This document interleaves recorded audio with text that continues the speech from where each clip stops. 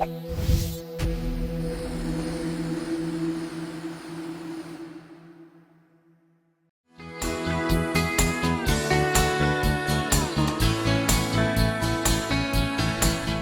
been around for a couple of decades, but it's still one of the nicest tricks with a delightful sense of flow and rhythm. First the basics, then we'll look at how to spice it up a bit. I think really important about the duck jibe is the balance point of the sail. Finding when you actually let go of the sail to grab it at the other side. When I let go of the front hand, I pull the rig across my body, and once I'm carving, rig is back into my hands.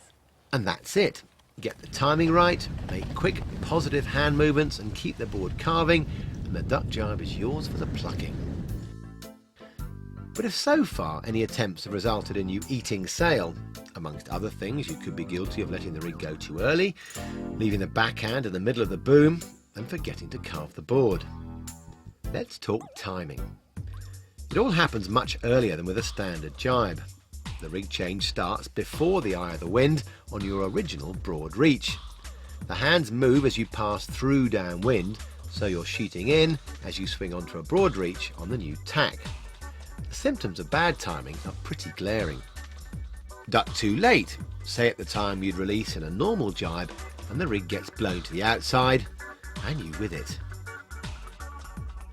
Too early, and the mast just smacks the water to the inside, whereupon the board stops, and you don't.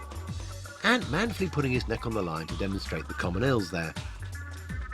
However, you can get away with extremes of timing, very early in this case, if you carve hard and have quick hands. The brief for the rig change is simple enough.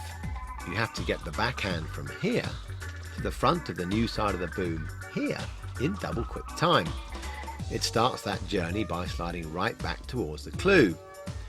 Then as you carve in, sheet in to bring the boom closer to you, throw the mast at the front of the board at the same time letting go the front hand and reaching right to the clue end of the boom.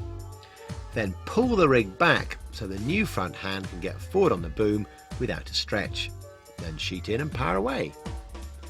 It's getting the new front hand forward that ultimately gives you control over most situations.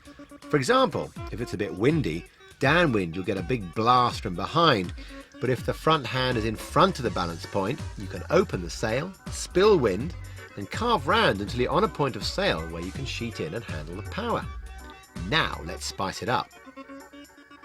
The first step is to make them quicker and tighter, which is impossible unless you make a super swift rig change. Brian, in the duck jibe, a lot of people can do the first bit, letting the sail go, but then they can't get to the new side of the boom. So what's the Talma cure for that? The cure is the first thing you gotta remember, always keep your board curving around. The second thing is the motion of the sail. You want one continual pull of the sail across your body.